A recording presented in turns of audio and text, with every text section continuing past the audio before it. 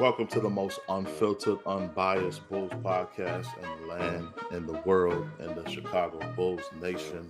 Welcome to the Bulls Guys podcast. I'm your host, and here are my guests, Kataka and Lasalle, as always.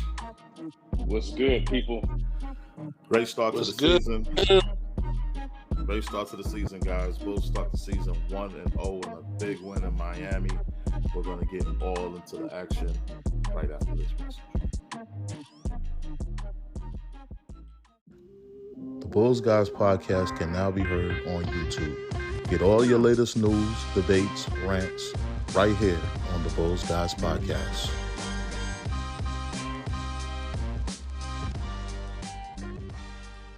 The Bulls Guys podcast can now be heard and followed on all social media platforms. Follow us on YouTube, IG, Facebook, and Spotify.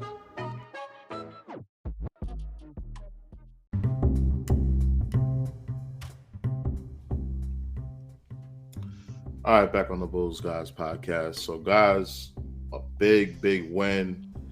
And it was a win that I needed, to be honest with you, because I was unraveling in the past 2 days with the bad news to Zach Lavine resting his knee. But the Bulls, despite Zach being out, came in here. It was a team effort, and this was possibly our best defensive game of the year. We did play some preseason games, and this is the best I've seen the Bulls play in the season as far as defensively. What do you guys think? Man, I'm actually a little shocked, but I'm glad that they came out and played team ball on both ends, both the first and the second squad, without a Zach Lavine. It seems like everybody was on the same page. They moved the ball. They had some turnovers, but you know what I'm saying? They played defense. They didn't get caught too many times on mismatches and, got around the screen. So this is, like you said, man, this is definitely proven, and I hope they prove a lot of critics wrong, because I know a lot of people counted them out on this first game. So hopefully they gain some respect.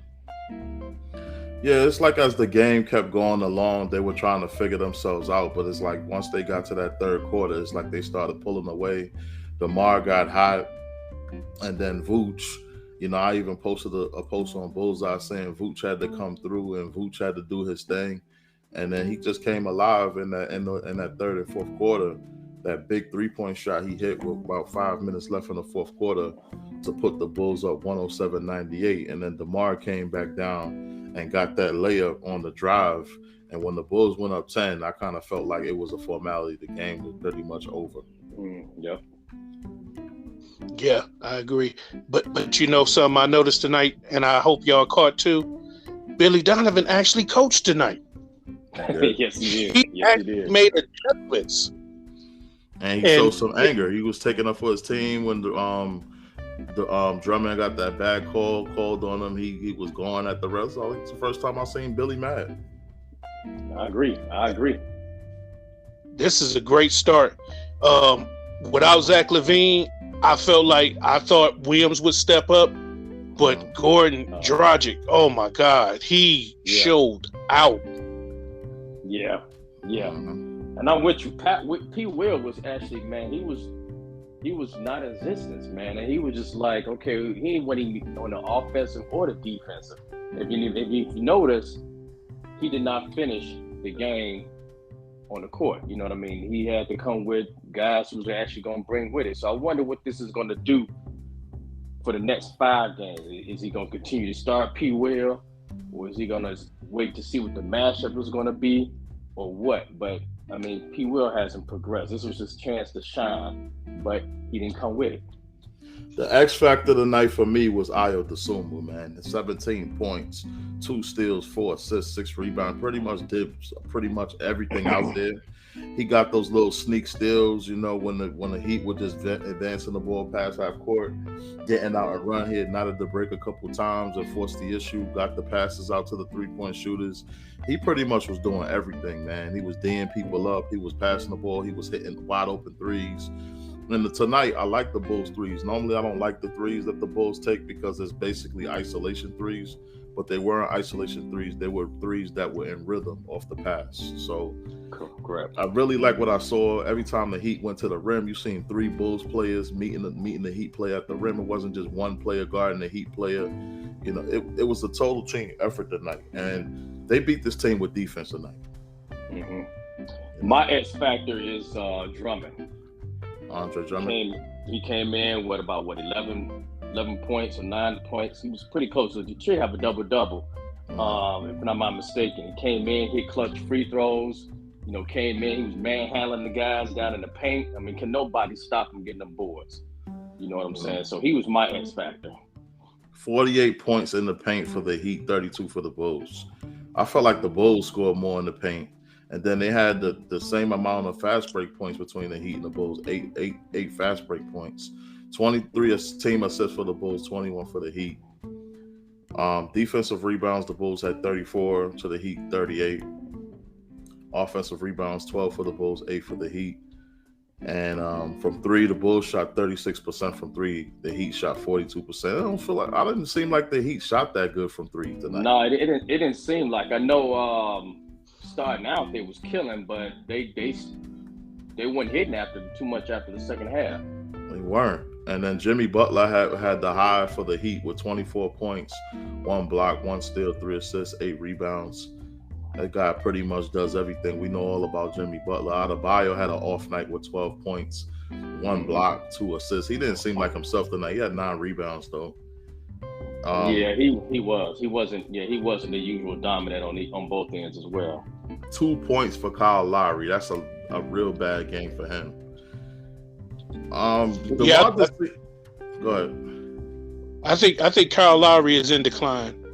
I think we seen the same show from him last year, and Dosunmu was just too much for him. The kid was very active, and that can be real grueling on an older player.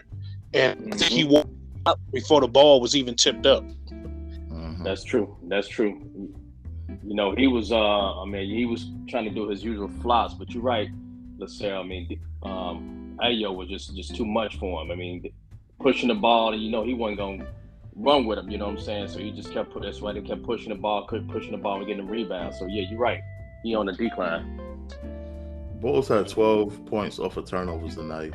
They forced 19 Miami Heat turnovers tonight. Defensively, I really like this game, man. Ayo and Caruso and even Pat, got some deflections out on the open court, and they were able to get out and run and get some easy baskets. And this is the type of, I felt like tonight they played the Chicago Bulls style. That was their style. Listen, they're a small team, so they're going to have to rely on getting those nice deflections, those steals, getting out and run, getting those easy baskets. Those are the type of plays they're going to have to rely on. They're a small team. Drummond makes them slightly bigger, but they're still a small team. And they're going to have to know what their strengths are. And I felt like tonight was a good step in that direction, a team that you're going to see in the playoffs. This is not a bad team. This is a team that we're going to see in the playoffs. This is not just like a team that was missing a bunch of players. This is the Miami Heat team that you're going to see in the playoffs if you meet them, in its entirety. Yeah, that's true. We could. And I'm going to you guys. Do y'all think that tonight we actually found our identity? Do you think the Bulls say, hey, this is the way we're going to have to play for the rest of the year? And then think about it if we do get Ball back, if we do get Lavine back, this team is actually deep as I don't know what, because you got to think, we had 2 people starting, take them points and that hustle, that's going to be on the second unit.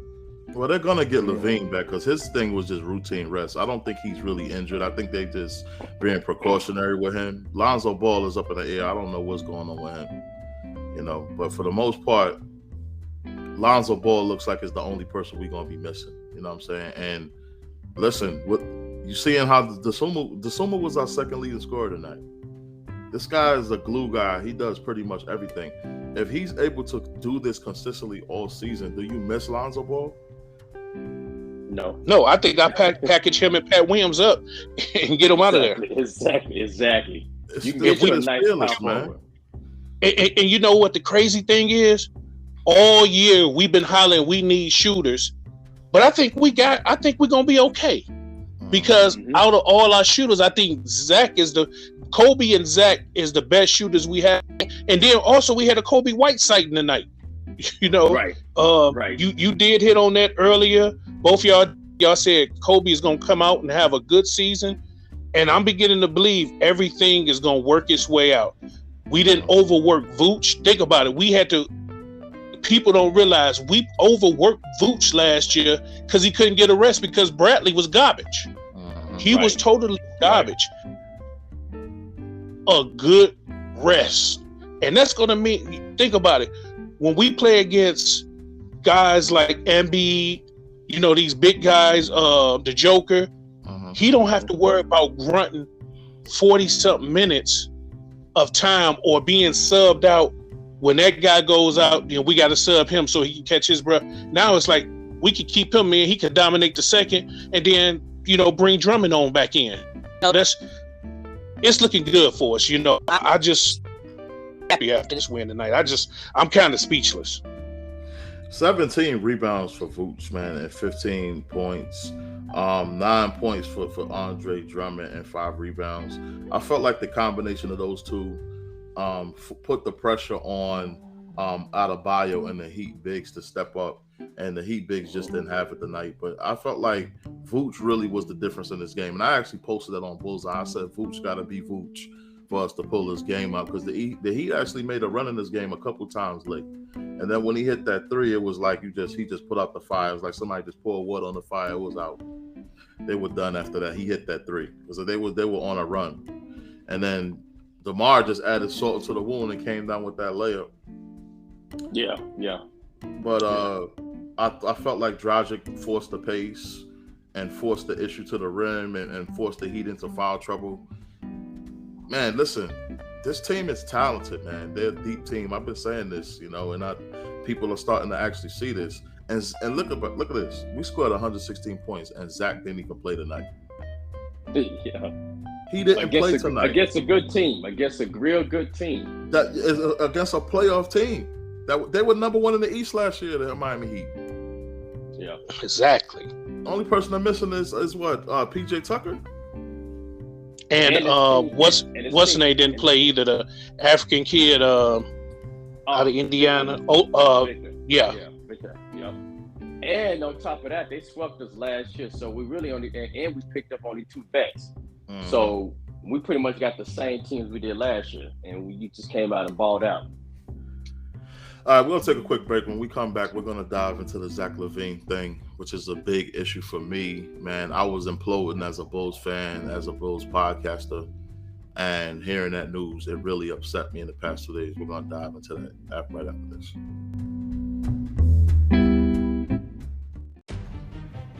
You want the most uncensored and blunt podcast? The Bulls Guys Podcast. As only KDub and Greg Love can bring it to you. Follow us on Anchor, Spotify, and all social media platforms.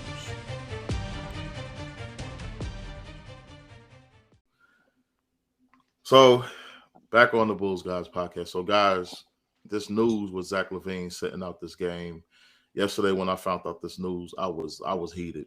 And both of you guys, even Lasalle, even called me on the phone and tried to calm me down. I was upset, man. I was like, man, listen, I don't even want to watch the Bulls this year.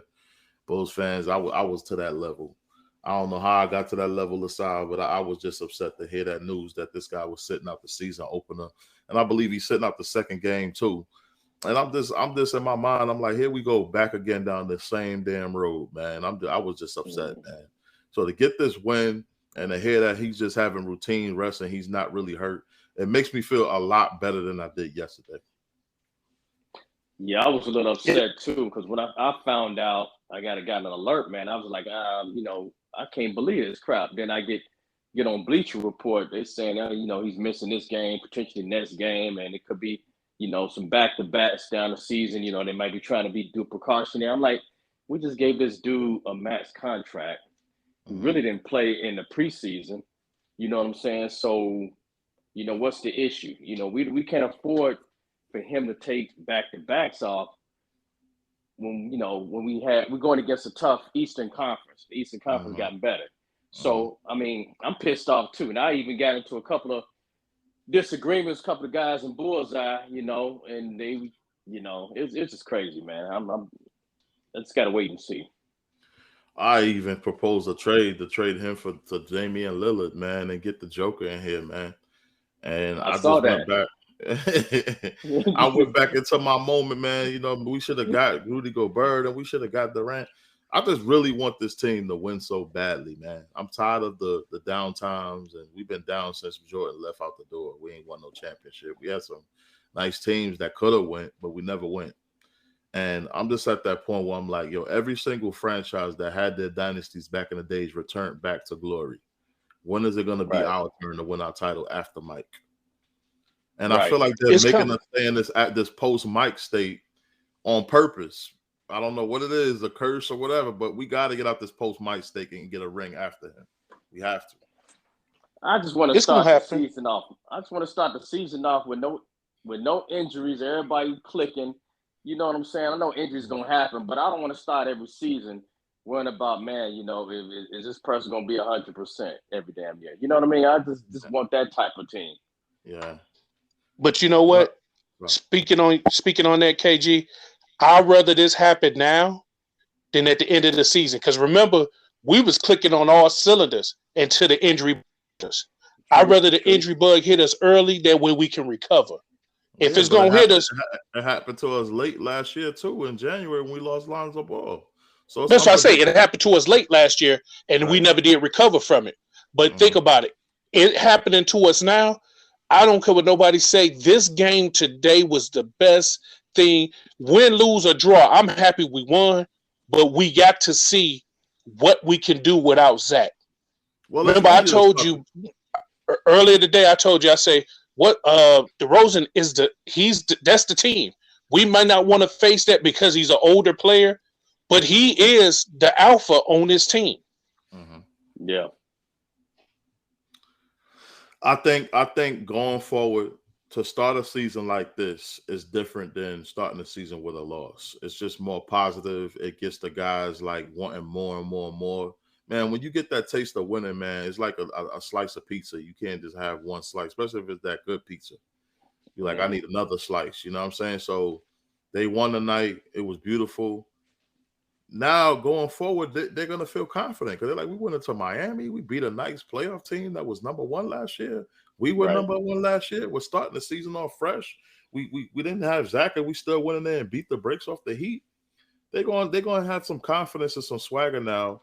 Hopefully not too confident because it's only one game, and they all count as one no matter who you beat. But to move forward with this kind of win, man, I ain't going to lie. Based on the fact that we got swept by this team last year, I don't even remember last time we beat Miami Heat. And these are one of the teams I love to beat. I hate losing to Miami. I love beating them. I hate their fans. And I hope they hear me too and listen to the show. I hate Miami Heat fans. They're very cocky and arrogant, and I love beating their team. So this was just a really good win. Yeah, I agree. I mean, it's a nice gauge. It's like you said, it's a nice momentum builder. You know what I'm saying? They can't celebrate too high because they got Washington Nets. So. Hey, they just got to build on it, learn from it, and don't deviate from it, regardless who they play. Man, I was channel surfing today with this league pass, man. The Pelicans is beating the brakes off everybody, man. I don't know if y'all been paying attention to that team. Yeah. Oh, yeah. I just seen that. They beat the brakes off the Nets. That bad. They beat them like they stole something. Yeah, I thought it was just an aberration how they did us in the regular season, but this team is for real, man. And let me tell you something. They could have beat Phoenix last year in the playoffs. Mm-hmm. I mean, they ride on that high, especially with Zion back too. I mean, dude, they just taking it to a whole new level. They gritty, So they got that Chicago Bull type of basketball. We can score, but we gritty. We're gonna beat y'all ass with some defense too. And I'm gonna tell you what, another team I'm impressed with, without their head coach, without Udoka, Boston still looks scary, man. Oh yeah. I saw that game yesterday too, and dude, they was clicking. They look scary, man. Listen, I think they might go back to the finals, bro. Can I say something? I don't. I'm not. They had a good game yesterday, but did Philly make them look good? Also, is it? I'm just asking because I pay attention. Just like talking about us again. The Bulls win tonight. We at no point in time feel like we was in jeopardy of losing, even when we was down by 9, because they came out shooting hot. I felt like we controlled the game from start to finish. Now that the Boston Celtics, I think they were playing a team that's trying to find their identity because people don't want to admit it. Maxey is the second best player on that team. They want the third or the fourth. He's the second best player on that team. When they recognize that, maybe they'll go forward. Until then, they're going to struggle. You got Harden. He sit there and still dribble to himself. And look, and it's fitting who the coach is. We know that coach is prominent for letdowns. He is the all-time letdown king. From his time in Orlando, from his time with the Celtics, from his time with the Clippers, and he's shown it with Philly. I love Doc Rivers as a man. I love him as a coach. But he coaches better when he don't have a star. If you give him a team with no stars, he'll overachieve and he'll do great things. But when you give him a team full of stars, he can't win. He's supposed to have more than one championship with KG though. I don't care what nobody say. You're supposed to have 2 or 3. That's true. Yeah. But then you got to take into account, man, like, the teams that were around back then, man. You had Kobe's Lakers that were coming into fruition. Once they got Pau Gasol, they just took off, because they were getting beat down, in the playoffs by Phoenix until they grabbed Pau Gasol. Then they got Phil. I believe Phil Jackson came out of retirement and started coaching them again.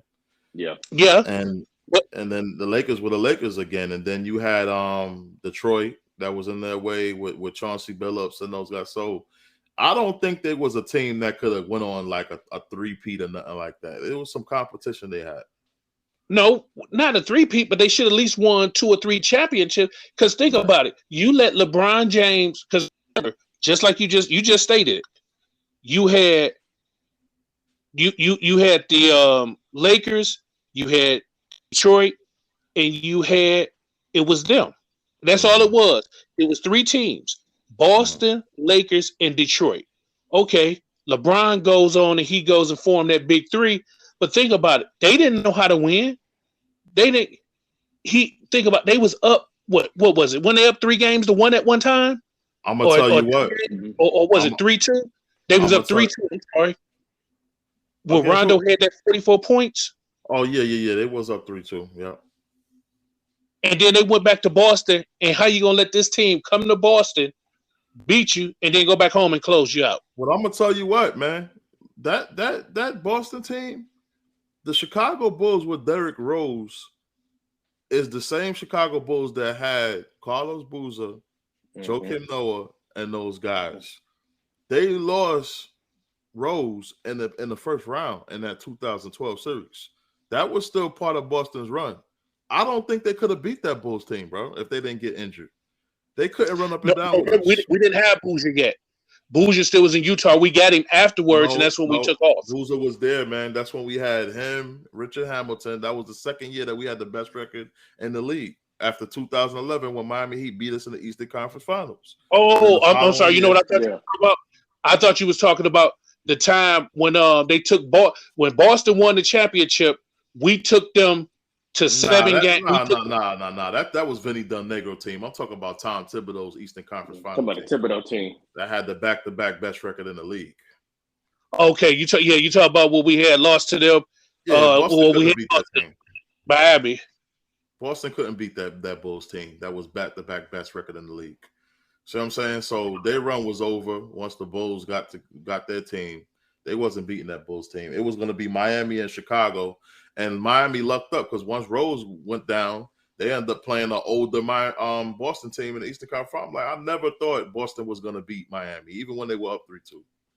I'm like, they lucked up. They didn't have to play the Bulls again. And that was the year that the Bulls had Richard Hamilton And that was an upgrade from Keith Bogans. I'm like, all right, Wade has to actually guard somebody if we play them again. So it would have been harder for them to beat the Bulls. I'm not saying we would have guaranteed beat Miami, but it would have been a tougher matchup with Richard Hamilton on that Bulls team. Yeah. See. So, it's just funny how things work out, though. The Bulls never got their rematch. They end up losing Rose. And then that was it, man. It was it until like about 2015, which was another good team. They had Jimmy Butler, Derrick Rose, Joakim Noah, and Pau Gasol against Cleveland. Another chance to beat LeBron, which I think was the closest, and the referees put their hands all over that series. Yeah, of course. Just like they did tonight. Yeah, the fake timeout. You gave my Cleveland an extra timeout. David Blatt was standing on the court. You didn't even give him a technical, which would have cost the Cavaliers the game. They didn't call that. So I felt like that game 4, preventing the Bulls from going up 3-1, that's what lost that series. Yeah. And I felt like the Bulls players knew it too, because Rose even came out later years and was like, yeah, we knew that the referees took that game from us. So it's like basically like that took the wind out of them. They're like, okay, we can't beat the Cleveland Cavaliers and the referees, so we might just go along for the ride till the series is over. Yeah. But tonight, man, I'm really impressed. Tonight's win, they proved to me that they can probably be amongst the elite in the Eastern Conference. They could be a top 3 team if they play like this consistently every night. And they're only going to get better. Oh, yeah. Especially if they stay healthy. Because the Bulls show incredible chemistry tonight. And another thing is, we needed this game so bad because the Central Division ain't going to be as weak as everybody say it is. You got Detroit. Detroit looked good too, man. I watched them a little bit, and they look good too. They look real good. I don't think we got to worry about them, though. I think they'll be better than last year, but they're not a team I think the Bulls got to worry about. No, it's not worrying about, but I'm saying we can't take no games lightly. That's what I'm saying. So, getting this win tonight, instead of us going in a whole game, we got a game really that was a gimme game, because everybody had every commentator on TV today had gave Miami the win. Mm-hmm. They said we was going to lose by double digits. Man, we could have been playing the Sacramento Kings tonight. They would have picked the Kings. Like, they don't give the Bulls no respect. Yeah, I stopped listening to them because here's the thing. You could hate, but once you start really saying stupid stuff, I'll just stop entertaining you after a while.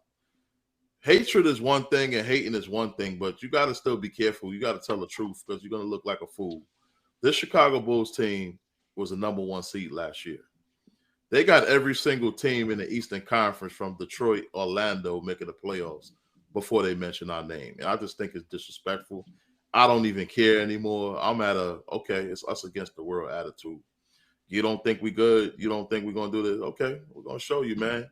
You know what I mean? I don't even watch these sports shows no more like I used to. I just think it's all comedy and for show, and, they're not really analysts, man. Like, some of these people need to be off TV. None of them never even played the game. They just got handpicked to go up there and talk foolishness. Right. And I would dust all of them. Trust me, I would. Bleacher Report got us the ninth seed. We ain't no seed. In the power rankings, they got us 9th. They took our whole entire roster off of our team last year, and we still was a 6th seed. What the hell makes you think we're going to be a 9th seed? Are you stupid? They picked us as an 11th seed last year. And with all of our players injured, we still was a 6th seed. They ain't learned their lesson yet. It's okay, though.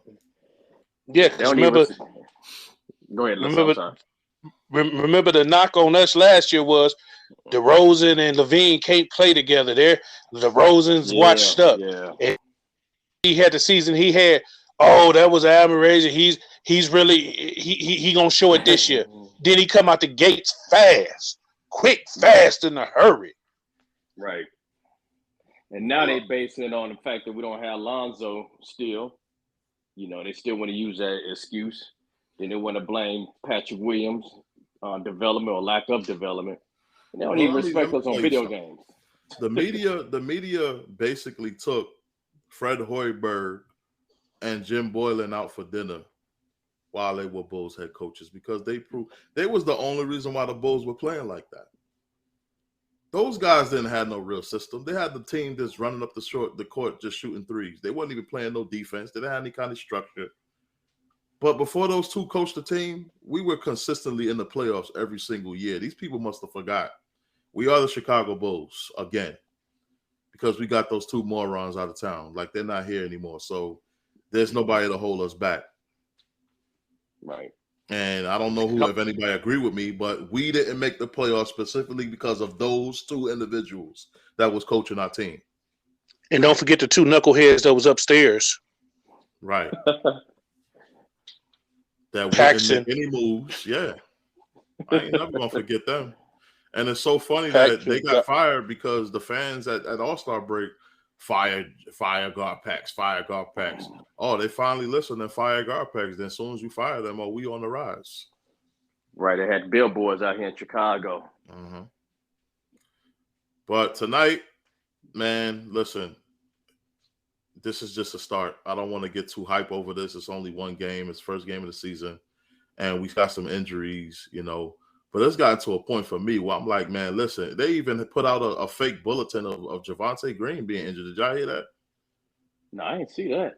Really? Yeah, they said he did something to his hip. It was a fake report, and on Bullseye, and I lost it. I'm like, man, come on, man. It's right after I got off the phone with you, Lasalle. I'm like, come on, bro. This is why I'm pissed. You can't lose Javonte Green, man. He's one of those energy guys. We need him out there. Yes. And Green tonight will have 6 points, 1 assist, 3 rebounds. But it just seems like he does so much out there. Yeah, guarding the 4s, guarding the 5s. You know what I mean?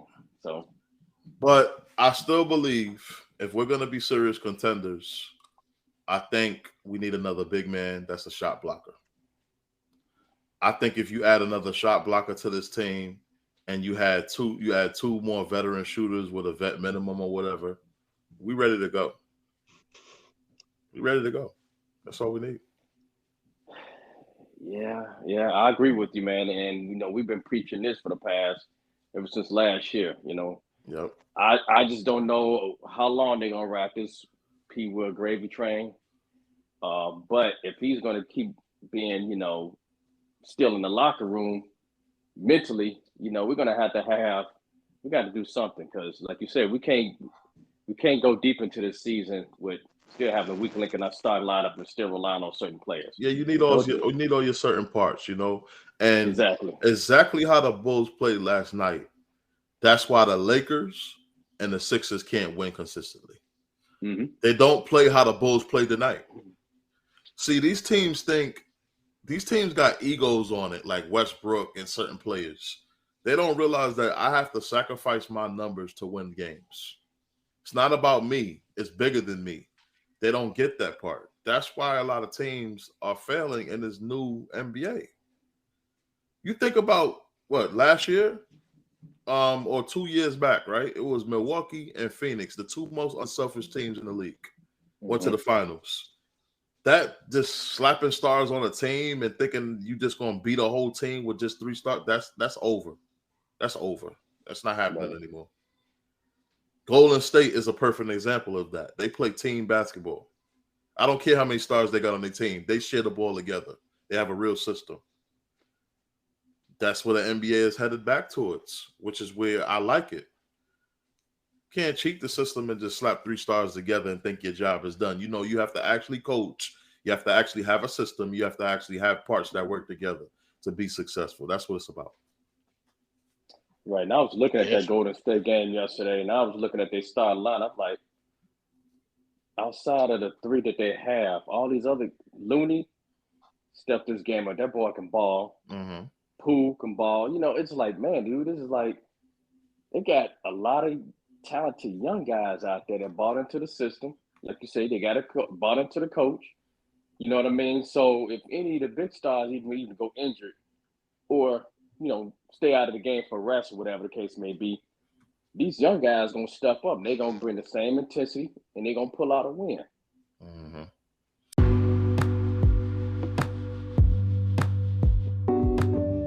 Tonight's Bulls guys player of the game is DeMar DeRozan with 37 points, 9 assists, 6 rebounds, 5 defensive rebounds, 2 steals. He pretty much did it all tonight, hit every big shot that you can imagine. Man, the dude was on fire tonight, guys. Yes, he was. When we come back, we're going to close out the show right after this. It's the Bulls Guys Podcast. Follow us on all social media platforms. Show us your support.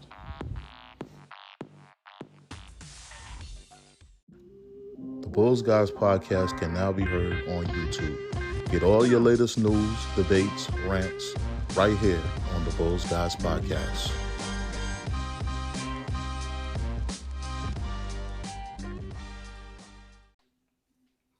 All right, guys, we started the show. Game 1. I'm hoping this is what we see in game 2. It looked like the Bulls are building some new habits. We look like a new team tonight. I agree. And I think we can keep it going too. Yeah, and I think this have everything to do with this summer. Them getting together, hanging out, and learning each other outside of the United Center. All right, that's all right, Bulls Nation. We going for the night. Thank you for joining us tonight. All right, people. Hey, great win, Bulls Nation. We're going to go ahead, continue this momentum. Go Bulls. See red, baby. Yep. Yes, great win tonight. Many more to come. Yep. Thanks for joining us for the debut episode of season 2 of the Bulls Guys Podcast. Good night. Go Bulls. Go Bulls. Go Bulls.